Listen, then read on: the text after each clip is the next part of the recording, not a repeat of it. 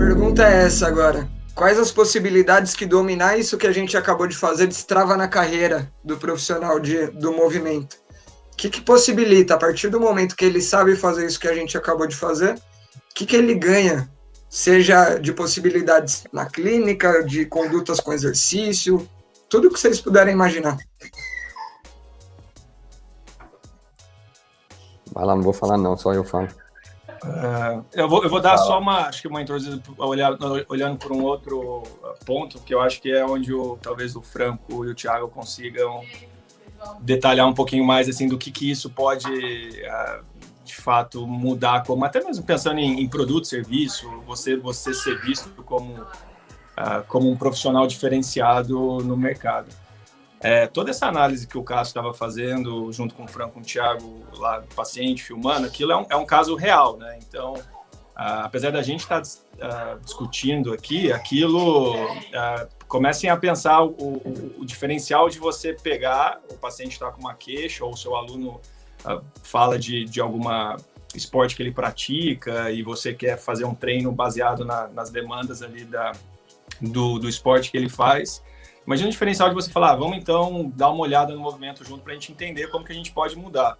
Então, tudo aquilo que vocês estavam vendo, aquilo é mostrado para o paciente, depois para o aluno, e é bem interessante porque a partir do momento também que o teu aluno, o teu paciente, ele vê aquilo, fica mais fácil até na comunicação e aquilo agrega um valor muito, muito alto, e é algo simples, né? Vocês estão ouvindo a Bianca gritar aqui, né? Tá. De fundo só. De fundo. E a Tati fecha a porta aqui e aí ela começa a esmurrar a porta aqui. Aí ela teve até que ligar para minha sogra lá. Pode falando aí. Então isso é bem interessante, assim, pensar em destravar a carreira, porque a partir do momento que você começa a fazer isso com frequência, você começa a ficar conhecido também como alguém que vai a fundo, alguém que olha e tenta extrair melhor o... Tá, eu tô falando aqui, raciocinando, e a Bianca tá no ouvido aqui. Então, eu acho que, assim, tudo isso, antes da gente conversar sobre como que isso pode agregar valor, eu acho que é pensar até na perspectiva do paciente, do aluno, o que significa ele saber que tem alguém olhando ali e alguém que está interessado de verdade no caso dele. Isso é muito simples, é algo que a gente vai ser uma das dicas que a gente vai dar lá na frente, que a gente não precisa de material muito complexo. Você com o próprio celular consegue avaliar e já mostrar para o teu paciente ali, para o teu aluno, ou às vezes você até projetando isso numa televisão, isso é super simples de fazer. Então, até eu vejo, quando eu vejo essa pergunta assim, quais possibilidades que dominar isso destrava a minha carreira, eu vejo um pouco desse lado, né, desse cenário. E acho que é legal também como você não precisa ficar fazendo muita especialização no sentido de dominar todos os testes propedêuticos. A história que o paciente conta para a gente já permite uma avaliação específica para ele. Então, se eu peguei bem o caso, é um surfista que tem dor no quadril quadril esquerdo para surfar, não é? No quadril direito, com o diagnóstico de síndrome direito, do impacto, aquele que fica rodado medial. síndrome do impacto femoroacetabular. Então, ó, como seria uma situação tradicional? Esse paciente chega com diagnóstico de síndrome do impacto, vai procurar o fisioterapeuta falando que tem dor no quadril. O fisioterapeuta vai se basear no diagnóstico, vai fazer alguns testes de quadril e provavelmente vai traçar um plano de tratamento, de fortalecimento, de analgesia baseado ali no quadril.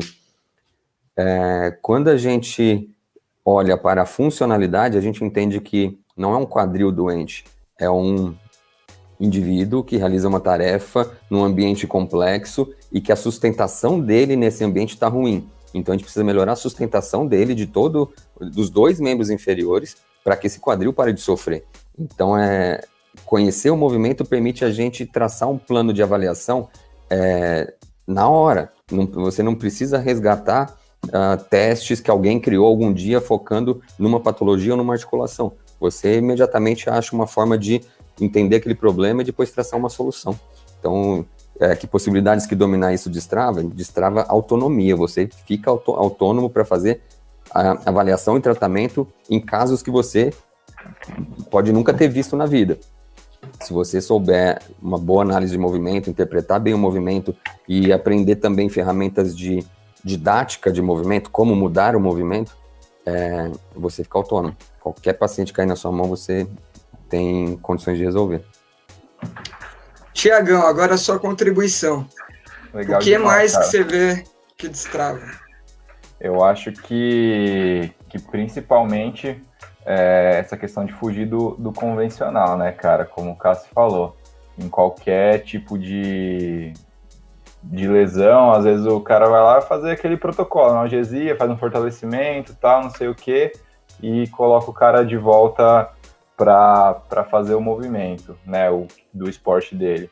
E a gente sabendo analisar o movimento, sabendo corrigir isso, a gente tem muita possibilidade de acertar a causa raiz ali, né?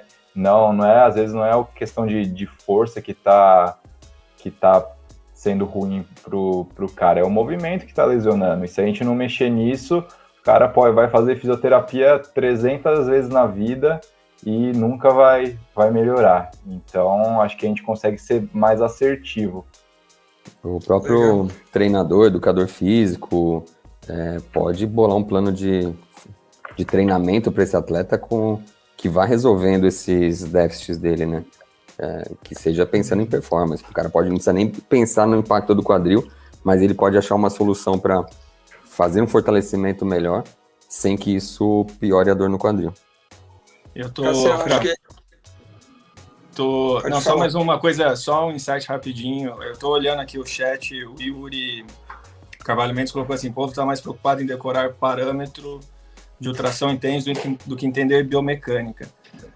Isso de maneira geral, mas para todas as áreas, não só a nossa, fisioterapia, educação física, mas tudo que é decorável no sentido de você consultar no Google, por exemplo, então algo que você consegue buscar aquela resposta lá, que está lá armazenado, que o Google consegue responder, isso são as principais, se a gente olhar o que está sendo substituído por inteligência artificial, e é tudo que vai nessa linha de que é pesquisável no Google. Então, se você jogar no Google lá, qual o parâmetro que eu uso para isso?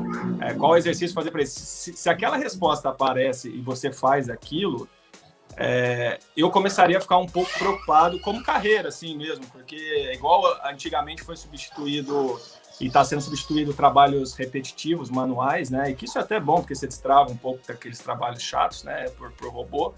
Hoje o que está sendo cada vez substituído são trabalhos que você, com o algoritmo, você consegue saber o que fazer. Então, eu acho que entra muito no que o Cássio falou da autonomia, de você conseguir, independentemente do caso que cai na sua mão, você conseguir raciocinar. Mas eu acho que fica essa reflexão, né? Porque parâmetros e esses tipos de quanto que você orienta de, enfim, exercícios gerais, né? Com certeza o computador vai fazer melhor que você no futuro, se você faz isso, né? Então eu acho que para ir além, até como profissional, e o que está acontecendo no mundo agora, eu acho que fica essa reflexão de você entender mesmo os princípios de biomecânica, de controle motor e em neurociência, que isso faz de você um profissional diferenciado e que vai continuar no mercado aí por muito tempo.